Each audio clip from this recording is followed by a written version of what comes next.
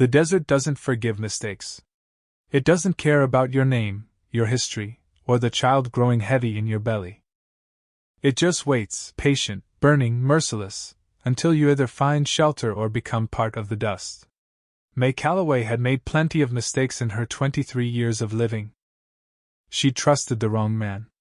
She'd believed promises made under moonlight that dissolved before sunrise. She'd walked away from the only town that ever felt like home, carrying shame on her shoulders and a secret in her womb.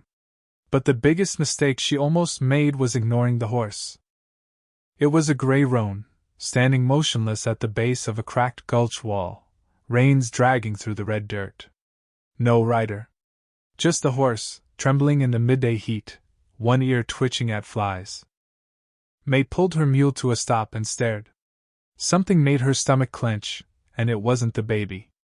She climbed down slowly, one hand pressed to the small of her back, and followed the roan's gaze. That's when she saw him. A man. Face down in the dirt. One arm stretched forward like he'd been crawling towards something. Or away from something. His back was soaked dark, blood or sweat, she couldn't tell yet, and he wasn't moving. Beside him, pressed against the gulch wall like two small shadows trying to disappear, were two little girls. The older one, maybe 9, maybe 10, was holding a rifle nearly as tall as she was, pointed straight at May. Her hands weren't shaking. That was the part that stopped May cold. Not the gun. Not the dying man in the dirt. Not even the baby's sister clinging to the older girl's leg, face buried in her skirt. It was those steady hands. A child holding a weapon with the calm of someone who had already decided she would use it. "You leave us alone," the girl said. Her voice was thin but hard as flint. "I will shoot you." May didn't doubt it for a single second. She raised both hands slowly, the dry wind pressing her dress against her round belly, and looked that child dead in the eye. "I believe you," May said quietly. "But your daddy's dying. And I might be the only person for 40 miles who can do something about that." The girl didn't lower the gun. And that question hung over the gulch like heat lightning. "What would you have done?" The older girl's name was Clara. May learned that 20 minutes later, after enough careful talking, and enough honest silence, to convince the child that she wasn't a threat. The little one pressed against Clara's leg was rosy, 4 years old, tear-streaked, and holding a rag doll with one button eye. Neither girl had had water in what looked like hours. The man in the dirt was their father. His name was Eli Garrett, and he was still alive, barely. May could see the shallow rise and fall of his back when she knelt beside him, ignoring the rifle that Clara kept tracking in her direction. She pressed 2 fingers to the side of his neck and found his pulse, thin, erratic, skipping beats like a drunk man on a rope bridge. She rolled him carefully onto his back and bit down on the sound that wanted to come out of her. He'd been shot twice. Once in the left shoulder, a through-and-through, ugly but survivable if clean fast. The second shot had caught him low on the right side, just above the hip, and that one was the problem. The bleeding had slowed on its own, which either meant he was lucky or meant his body was running out of blood to lose. May had seen enough to know it could go either way. "How long has he been like this?" she asked Clara. "Since yesterday," the girl said. "Before sundown." May looked up at the sky. Past noon now. That meant Eli Garrett had been lying in a desert gulch for nearly 20 hours with 2 children watching over him, and nobody else for miles. "How'd he get shot?" May asked. Clara's jaw tightened. "Men came." That was all she gave. May didn't push. Not yet. She moved to her mule and started pulling things from her saddlebag, the modest collection of supplies she'd been rationing for 3 weeks of travel. Carbolic soap. A roll of linen she'd been saving to wrap her own belly when the time came. A small flask of whiskey she hadn't touched because the midwife back in Crest Fall had told her drink was poison for babies, and May had believed her completely. She didn't believe it so completely now that she was looking at a wound that needed cleaning. "I need you to help me," May told Clara. "Can you do that?" The girl studied her for a long moment. The rifle was still up. "Why are you helping us?" Clara asked. "You don't know us." It was a fair question. A sharp question. The kind of question a child asks when she's learned that adults don't usually do things without reasons. May pressed her lips together and looked at the unconscious man between them. "I was left on the side of a road once," she said simply. "Didn't have anybody stop either." That wasn't the whole truth, but it was enough of it to matter. She could see something shift behind Clara's eyes, not trust exactly, not yet, but the first crack in the wall that let light through. The rifle lowered, just an inch. May took it. "Hold this cloth here," she said, guiding Clara's small hand to Eli's side. "Press it. Don't let go no matter what." She worked fast, because fast was all she had. The sun was already starting its slide toward the western ridge, and she knew what desert nights did to wounded men, how the cold came in quick and ruthless once the heat left, and how a fever could take hold in that window and not let go until it took the man with it. Rosie watched from 3 feet away, clutching the rag doll. "Is Papa going to die?" the little one asked. May kept her hands moving. "Not if I have anything to say about it." It was the kind of answer that made promises it had no business making. May knew that. But Rosie nodded and sat down in the dirt like that settled the matter entirely, and something about that simple trust made May's chest ache in a way she hadn't felt in a long time. She'd spent 8 months running from the idea of being responsible for another person. Funny how fast the desert could change your mind. By the time she had Eli's wounds cleaned and bandaged, rough work, imperfect work, but the best she could manage with what she had, the sun was touching the top of the ridge.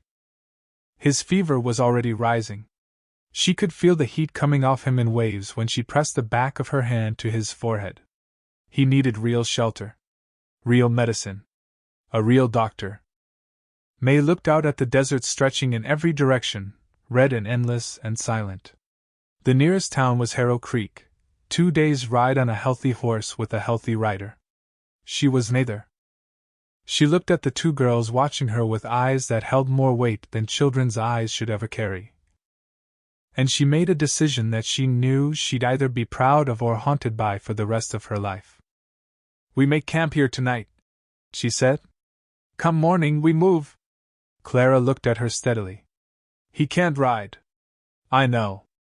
So how do we move him?" May looked at her mule. Then at the roan. Then at the rocky walls of the gulch around them, already starting to hold some shadow. "We build a drag," she said. "Poles and rope. We'll pull him." Clara was quiet for a moment. Then, "He's heavy." "I know that too." Another long silence. Then Clara handed May the rifle, fully, completely, handle first, and said, "I'll find the poles." She walked away into the scrub brush without looking back, and May stood holding that rifle. Feeling the weight of it, feeling the weight of everything, feeling the baby press against her ribs like a reminder that she was already carrying more than anyone should ask of a person. She didn't put the rifle down. She might need it before morning. Eli Garrett woke up once before dawn. He came up out of the darkness fast, gasping, eyes wide, one hand grabbing for a gun that wasn't there. May had moved it after he'd settled the night before, a precaution she figured any reasonable person would take with a delirious stranger. "Easy," she said, moving to him immediately. "You're safe. Your girls are right here." He blinked at her. His eyes were glassy with fever, pupils too wide in the firelight. He didn't recognize her, that was obvious, and for a half-second she saw exactly what kind of man he might have been in a different situation. Watching a strange woman come at him in the dark with nothing in his hands and nowhere to run. But then Clara's voice came from the other side of the fire. "Papa! She's helping us!" And just like that, the fight went out of him. He sank back against the bundled blankets May had arranged and stared at the stars above the gulch walls, breathing hard, sweat running down the sides of his face. "How bad?" he asked. "Bad enough," May said honestly. But not as bad as it could have been. You need a doctor. We're going to get you to Harrow Creek. He shook his head, a small, exhausted movement. Can't go to Harrow Creek. May had already started to expect something like this. Why not? His jaw worked. He looked at his daughters, Clara, pretending to sleep, unmistakably awake, and something passed across his face. Guilt. Fear. The specific look of a man who knows that the trouble following him is going to catch up to everything he loves. Who shot you? May asked quietly. He didn't answer right away. When he spoke, his voice was lower than a whisper. Man named Corbin Hale. The name hit May like cold water. She knew that name. Every person within 400 miles of the Painted Basin knew that name. Corbin Hale was the kind of man whose reputation arrived in a town 3 days before he did. He ran a crew, 10, 12 men, nobody agreed on the exact number, that had spent the last 2 years moving through the territory like a drought, leaving nothing behind worth keeping. 3 stage robberies. A bank in Seco Wells? A family homestead out near the Mica Flats that nobody talked about anymore because what happened there wasn't the kind of thing people put into words at the dinner table. And the law hadn't touched him. There were reasons for that, and none of them were good. What did you do to Corbin Hale? May asked. Eli's eyes found hers. Clear for just a moment through the fever. Witnessed something I wasn't supposed to witness, he said. And made the mistake of telling someone about it. What did you witness? He closed his eyes. Something that could put Hale and 2 county officials in front of a judge. If anyone was willing to hear it. May sat back slowly. She turned this over in her mind, every angle of it, and none of them were comfortable to look at. A wounded man carrying testimony against the most dangerous outlaw in the territory. 2 little girls. No mother in sight. And herself, pregnant, alone, running from her own particular brand of trouble. This was the moment, she knew, where a smart person would nod politely, wish the man well, and ride away at first light. She looked at Rosie sleeping with her ragdoll clutched to her chest. Who did you tell? May asked instead. Eli's mouth curved, just barely, not quite a smile, more like the ghost of one. Sheriff over in Harrow Creek. Man named Aldridge. And Hale came for me 4 days later. His eyes opened again, steady despite the fever. Which means Aldridge told him. May let that settle. A sheriff in Hale's pocket. That explained why Harrow Creek was a problem, and it made everything significantly worse than it had been 30 seconds ago. There's a federal marshal, Eli continued, voice fraying at the edges. Out of redemption. Man named Cass. He's the one who. He stopped, swallowed hard, and May could see him fighting the fog trying to pull him back under. He's been building a case against Hale for months. If I could get to him, if I could. He didn't finish.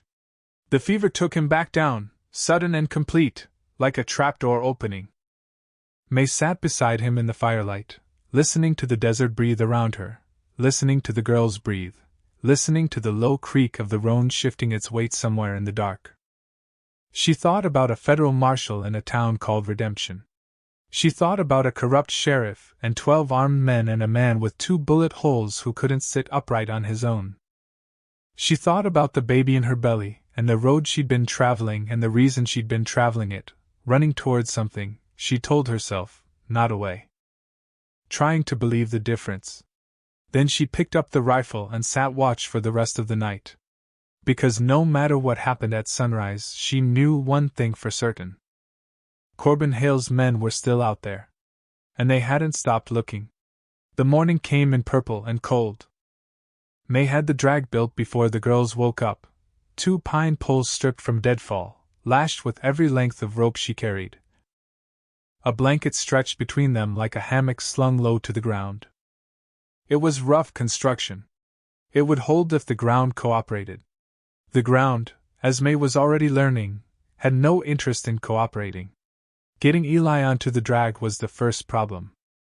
He was conscious but barely useful, could push with his good arm when she told him to, could keep his teeth clenched against the pain, but the moment she tried to lift his hips, he went white and silent in a way that made both girls stop breathing. Clara helped on the left side without being asked. 4 years old, Rosie held the roan's reins and spoke to the horse in a low, constant murmur that was mostly nonsense syllables and probably more effective than anything else they could have tried. When Eli was finally secured on the drag, gray-faced and shaking, he opened his eyes and looked at May. "Thank you," he said. "Save it," she told him. "We've got a long way to go." She had changed the plan overnight. Harrow Creek was off the table, Aldridge's town, Hale's ear. Redemption was the destination, and it was nearly 3 days east across terrain that was going to be unkind to every single person in their group. May tied the drag to the roan's rigging and started walking.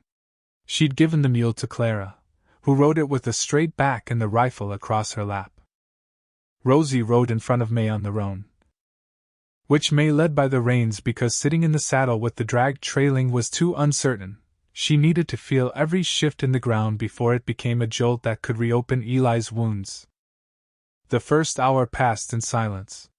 The desert woke up around them slowly, lizards flickering over rocks, a hawk turning lazy circles high above. May's back was already screaming. She breathed through it, one hand resting on her belly between steps, checking in, making sure. The baby was still. That was either fine or it wasn't, and she couldn't do anything about either. "Your mama," they said to Clara after a while. Not really a question. Just an opening. Clara was quiet for long enough that May thought she'd refused it. "Died," the girl said finally. "Winter before last. Fever." "I'm sorry." Clara looked straight ahead between the mule's ears. "Papa did all right by us. He worked the horses. He was good at it. We had a place." A pause. "Then he saw what he saw." "You know what it was?" May asked. "What he witnessed?" "I heard him tell the sheriff," Clara said. "I was outside the door. He didn't know I was there." May waited. "Hale's men killed the Beringer family," Clara said. Her voice was flat, controlled, exactly the way a child's voice goes when they've said something devastating enough times that they've learned not to feel it while saying it. "All 4 of them. Over water rights. And Aldridge, the sheriff, he was there. He watched it happen and helped them cover it up. Papa saw them coming back, covered in blood. Recognized them." May's hand tightened on the rein. "The Beringer family." She'd heard that name, heard that they'd vanished, that their homestead had been found empty, that the official reports said they'd moved on. Nobody had believed it. Nobody had pushed. "Clara," May said carefully, "does your papa have proof? Something written? Something physical?" Clara reached into the front of her dress and pulled out a folded piece of oilskin. "He gave this to me before he went to see the sheriff," she said. "Told me to keep it no matter what. To never let go of it no matter what happened to him." May stopped walking. She stared at that folded oilskin in the child's steady hand. She understood, in a sudden cold rush, exactly how much danger every person in this small caravan was carrying. Not just Eli. All of them. Because if Hale's men caught up and found that paper, it wouldn't matter that Clara was 10 years old or that Rosie was 4 or that May had a baby ready to come into the world. It wouldn't matter at all. "Put it back," May said quietly. "And don't show it to anyone else. Not anyone. Do you understand me?" Clara tucked it away. Met May's eyes. "Are we going to make it?" May looked at the eastern horizon. At the hard, empty miles between here and Redemption. At the dust rising behind them in the west. She'd been watching that dust for the last 20 minutes, telling herself it was wind-driven, telling herself it was nothing, telling herself she was tired and reading things wrong. She wasn't reading it wrong. There were riders back there. Maybe 4. Maybe more. Coming at a pace that was measured and deliberate, not rushing, not running, but moving with the particular confidence of men who knew their prey couldn't outrun them. May turned back around. kept walking, kept her voice even. Yes, she told Clara. We're going to make it. She didn't say what she was already planning. Didn't say that the only way to make that true was to do something reckless enough to buy them time. Didn't say that the plan forming in her mind was almost certainly going to get somebody killed. She just walked, and breathed, and listened to the drag scraping the red dirt behind them while the riders in the west kept coming. May found the canyon mouth around midday. It wasn't on any map she didn't have many maps, but she'd spotted it from a distance, a dark crease in the ochre rock face that the terrain fed toward like water finding a drain. A narrow slot canyon, maybe 50 feet wide at the mouth, tapering to tighter further in, with walls that rose 30 feet on both sides. She needed the riders to lose sight of them. A slot canyon was a place to hide. It was also a place to be trapped. She understood both sides of that coin completely, and she chose it anyway. She got the group inside, deep enough that the canyon walls curved and the entrance disappeared behind them.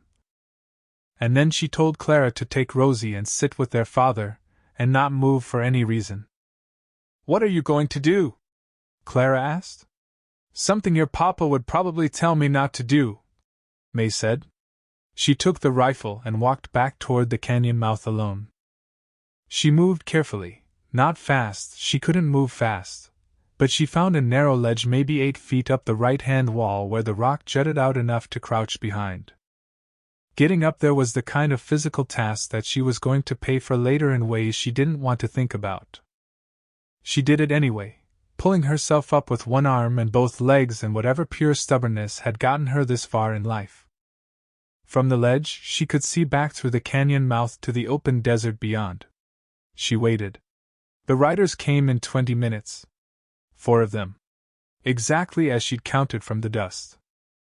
They pulled up at the canyon mouth, and she could see them talking, checking the ground for tracks, which the rocky approach didn't give them much to work with. One of them pointed toward the canyon. The others nodded. They came in single file. May waited until all 4 were inside the canyon, the mouth behind them, the walls rising on both sides. Then she stood up on that ledge, visibly, deliberately, and cocked the rifle. The sound echoed off 30 feet of rock in every direction. All 4 riders pulled up hard. They stared up at her. She watched their faces cycle through surprise and then the immediate recalculation that men do when they're deciding whether the thing pointing at them is a serious threat. She saw the moment the closest rider almost smiled. A pregnant woman on a ledge. Alone. Outnumbered 4-1. Ma'am, he said, drawling it easy and amused. You best think carefully about what you're doing. I've been thinking about it for the last 2 hours, May said. Which is why I'm up here and you're down there. The man looked up at the canyon walls.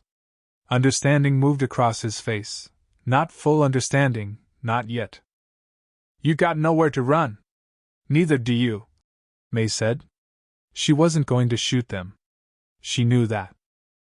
In the narrow, honest part of her mind, she knew she wasn't going to fire this rifle at 4 men and walk away, not in her condition, not outnumbered, not alone. But she'd learned something in her 23 years. Men like this, men who rode for men like Corbin Hale, had survived as long as they had because they were careful. Cautious beneath the bravado. They didn't walk into unknowns if they could avoid it. And she just made herself into an unknown. There's only 4 of you, she said. And you don't know how many of me there are. You don't know this canyon. You don't know what's waiting at the other end of it. She let that sit for 2 heartbeats. Is finding 1 wounded man and 2 little girls worth the gamble? The riders looked at each other.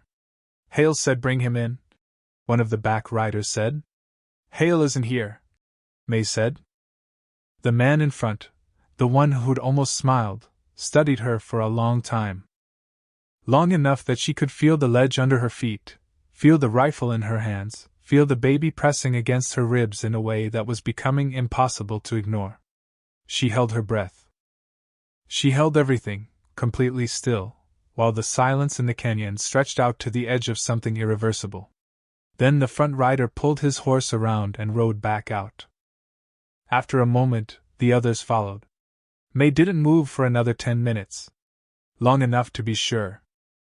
Long enough that the shaking in her hands had time to move up through her arms and settle somewhere in the center of her chest where she could keep it from anyone who might be watching. Then she climbed carefully down from the ledge, pressed her back against the cold rock wall, and let herself breathe. They hadn't gone far. She knew that. They'd pull back, wait for dark, maybe send someone around to find another approach. She'd bought them hours. Not days. She walked back through the canyon to where Eli was watching her from the drag with eyes that were clearer than they'd been since she found him. "What did you do?" he asked. "Bought us time," she said. He looked at her, really looked, the way people do when they're seeing something they didn't expect. "You ran them off?" "Temporarily." He was quiet for a moment. Then, "Who are you?" May picked up the roan's reins and started walking again. "Someone who has very little left to lose," she said. "Which makes me considerably more dangerous than I look." She heard what might have been a laugh, brief, rough, quickly swallowed against the pain, coming from the drag behind her. It was the first sound either of them had made that wasn't fear or strategy. She didn't know what to do with it. So she just kept walking toward redemption. The second night, Eli's fever broke. It happened around 2 in the morning, sudden and sweating, and May woke to the sound of him trying to sit up and failing. She moved to him without thinking, her body operating on some instinct that had been building for 8 months whether she'd wanted it to or not, and pressed him back down with a hand on his chest. "Stop," she said. "You'll pull the dressing." He stopped. Looked up at her. His eyes were clear for the first time since she'd found him. Genuinely clear, the fever fog burned away, and she understood then why Clara had held that rifle with such certainty. This was a man his daughters believed in completely. You could see it in the way he held himself even flat on his back and wounded. A particular kind of steadiness that had nothing to do with size or toughness, and everything to do with something quieter. "You've been awake the whole time," he said. Not a question. "Somebody has to be." He looked past her at the small fire where both girls were sleeping. Rosie had migrated during the night until she was pressed against Clara's side, and Clara had her arm around her sister without having woken up to arrange it.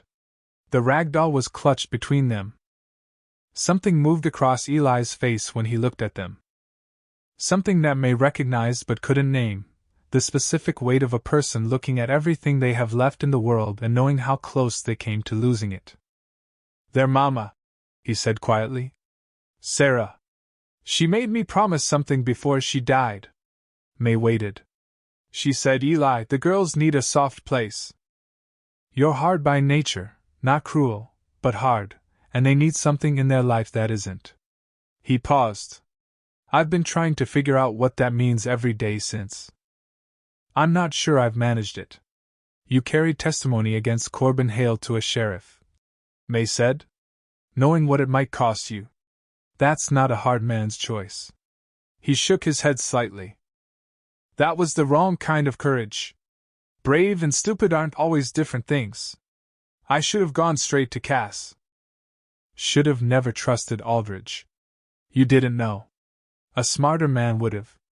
May sat back and looked at the fire. She thought about smart men and wrong decisions.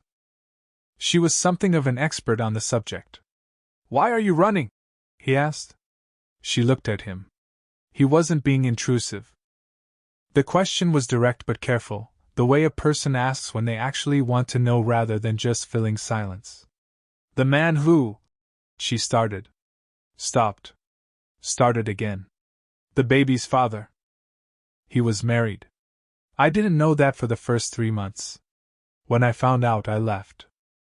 But his wife's family has money and they have reach, and they wanted to make sure the story didn't exist." She kept her voice level. "They were going to take the baby. Their lawyers had papers ready. Adoption, they called it. Forcible and legal." Eli was very still. "So I ran," May said. "I've been heading toward my aunt in Crestfall." She's the only person I know who won't hand me back. She looked down at her belly. Though if this baby doesn't wait another 3 weeks, it's going to be a considerably more complicated journey. The silence between them was comfortable in a way that silences usually weren't. May noticed that and didn't know what to do with it. Noticed that she just told this stranger more truth than she told anyone in months, and that it had come out easy. Like water finding the path of least resistance. May, he said, using her name for the first time, carefully, like he was making sure he had it right. When we get to redemption. When this is over. What are you going to do? Get to my aunt. Have this baby. Figure out the rest. Alone? I've been doing most of everything alone for a while now. I'm getting fairly good at it. He nodded slowly. My place, what's left of it, it's north of Redemption. About 15 miles up into the hills. Good land. Good water. It's been empty since Hale ran us off. May looked at him. She wasn't sure where this was going and wasn't sure she trusted the direction. I'm not asking anything, he said quickly, reading her expression with an accuracy that caught her off guard. I just mean there's space. And your aunt in Crest Fall is how far? Another week's ride past Redemption. A week's ride with a baby that might come early. He met her eyes. You saved my life. You protected my daughters. I have nothing to offer except land and help, and both of those are in short supply in your situation unless I'm misreading it. May looked at this man lying on a rough drag in the dirt, shot twice. Fever broken, unable to stand on his own, offering her a piece of ground and a hand in the same breath. You can barely sit up, she said. I'll manage better in a few days. And when Hale's men come back? Because they will.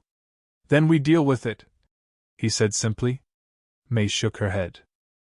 But she wasn't saying no. She was doing what she always did when something felt right in a way that scared her, pushing against it first to see if it held. It held. She didn't say yes either. Not that night. But when she went back to her side of the fire, she didn't sleep. She sat watching the darkness beyond the fire's edge, listening for riders, holding the rifle, and allowing herself for the first time in 8 months to imagine a thing that wasn't just survival. It was a dangerous thing to imagine. She did it anyway. The desert around them was quiet. Too quiet. And in that quiet, somewhere behind them in the dark, she heard the distant, unmistakable sound of a horse picking its way slowly over rock. Dawn came with riders. Not for this time. 7. May counted them in the gray light as they crested the low rise a quarter-mile behind. Spread out in a loose line like men who'd had time to think and plan and were no longer interested in conversation. She had Eli up, painfully, slowly, with Clara on one side and May on the other, and onto the roan's back before the riders had closed half the distance. She was running out of clever options. The canyon trick wouldn't work twice. The terrain between here and Redemption was open ground, mostly flat, nowhere to hide and nothing to buy except time she didn't have. Eli, gray-faced and gripping the saddle horn with white knuckles, looked back at the riders. Hale's in front, he said quietly. Left side. Big man on the black horse. May looked. She could see him now, wide shoulders, a dun cluster coat, a black hat that the morning light caught the brim of as he moved. Even at this distance, there was something specific about the way Corbin Hale sat his horse. An ownership.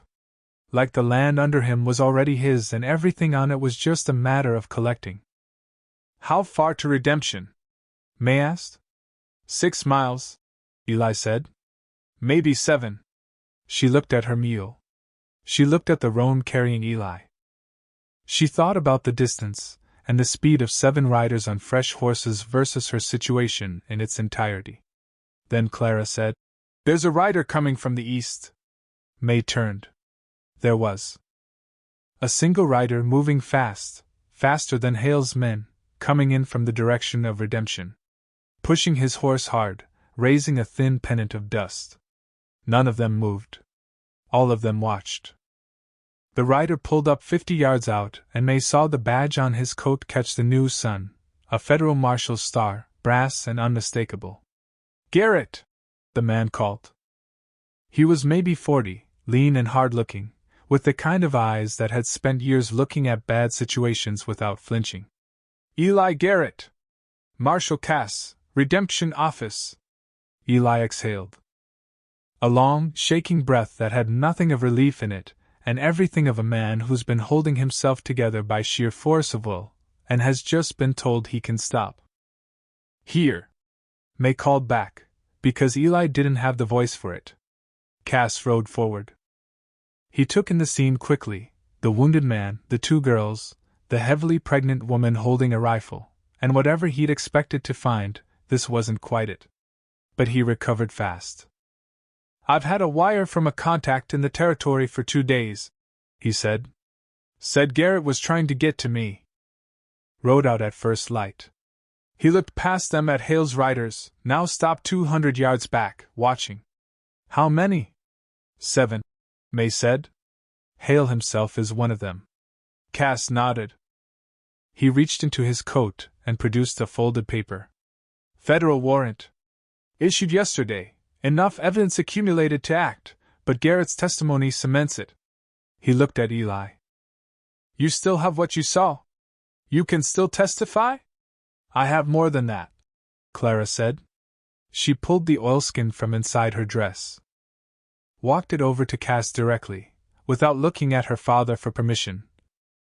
With the particular confidence of a child who had been carrying something important for too long, and was finally giving it to the right hands. Cass opened it. "Read it." His expression didn't change, but something tightened around his eyes. "Where did this come from?" he asked. "Papa wrote down everything he saw," Clara said. "The night before he went to the sheriff. Said if something happened, it needed to exist somewhere." Cass folded the paper and tucked it carefully inside his coat. He looked up at Hale's riders. At Hale, motionless on the black horse.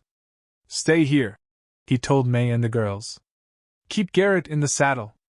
He turned his horse and rode toward Hale's line alone. May watched. She couldn't hear what was said. She saw Cass hold up the warrant. Saw the line of riders shift, the particular restless movement of men who have just had their options significantly reduced. She saw Corbin Hale himself go very still. Then she saw Hale reach for his gun. What happened next happened fast. Cass drew and fired before Hale's pistol was fully clear, a single shot that took Hale's weapon out of his hand and left him clutching his palm. The riders behind Hale erupted into motion, but not toward Cass. Away. Scattering south and west, each man making his own calculation about the warrant and the federal badge, and what cooperation might be worth versus what resistance would cost. 3 of them stopped and raised their hands. 4 ran.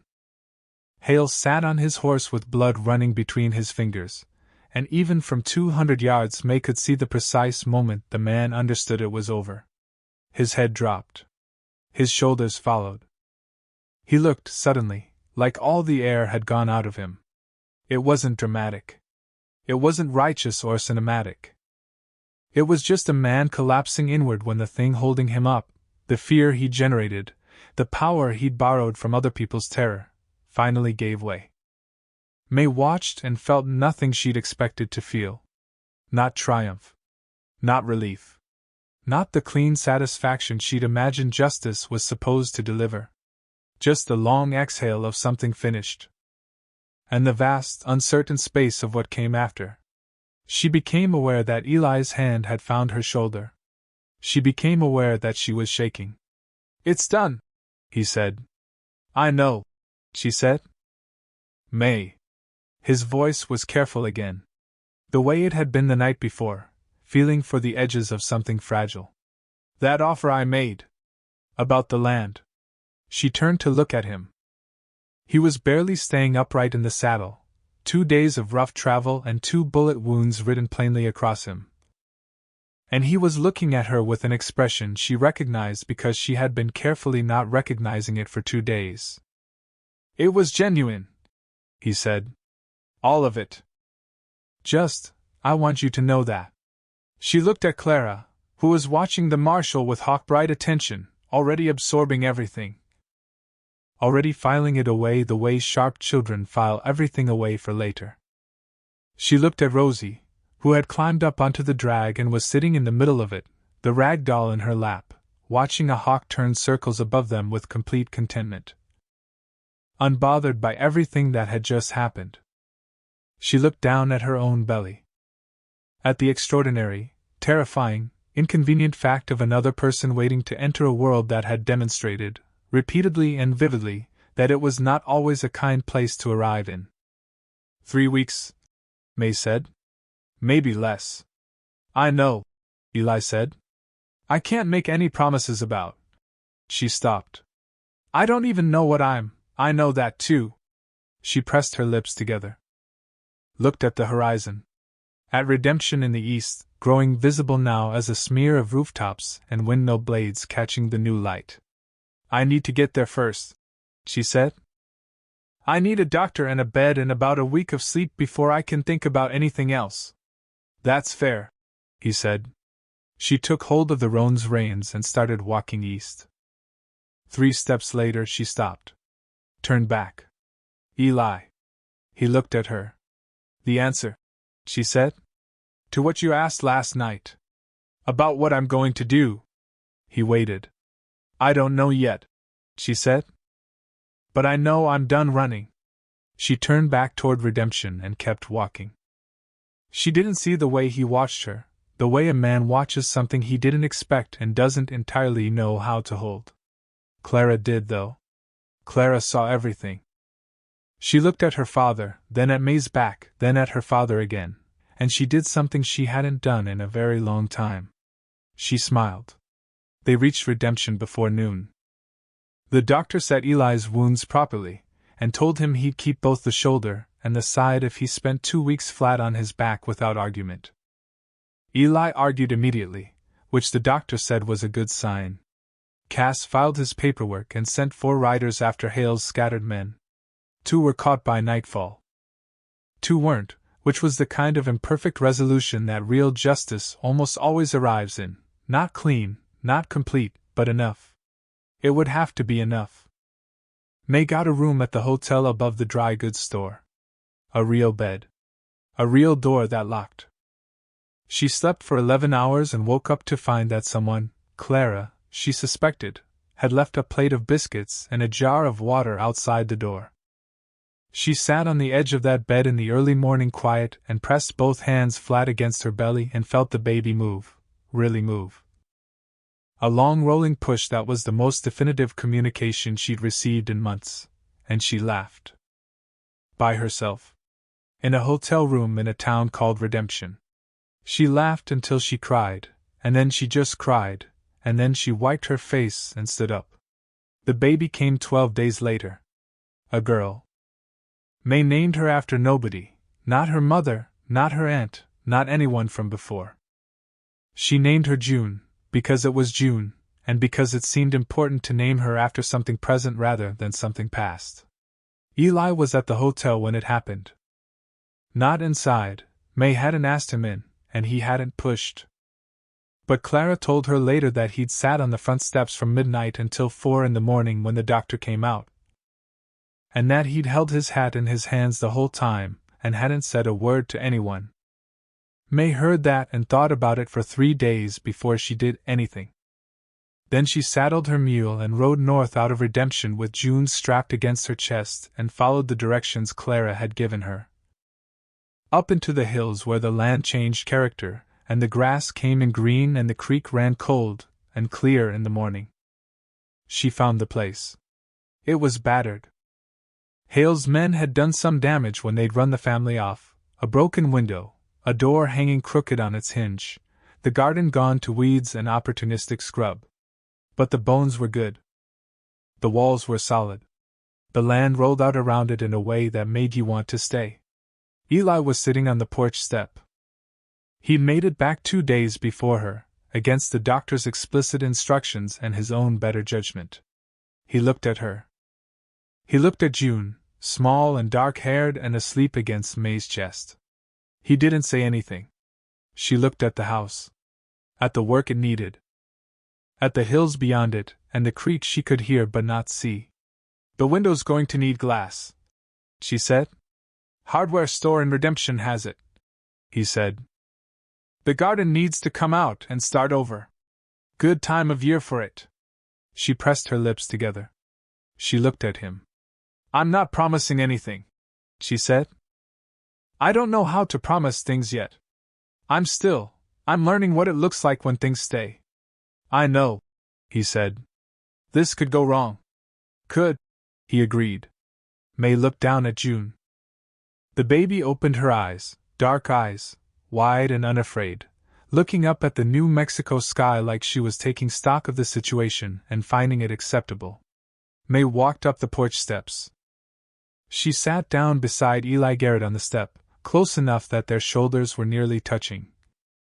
With her daughter between them and the hills spread out ahead, and the morning light going long and gold across everything. And she allowed herself, very carefully, very slowly, to stay. They say the desert doesn't forgive mistakes. Maybe that's true.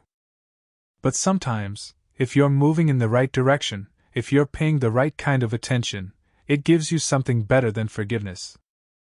It gives you a place where your mistakes finally stop following you. And you realize the life you almost walked away from was the one you were always trying to find.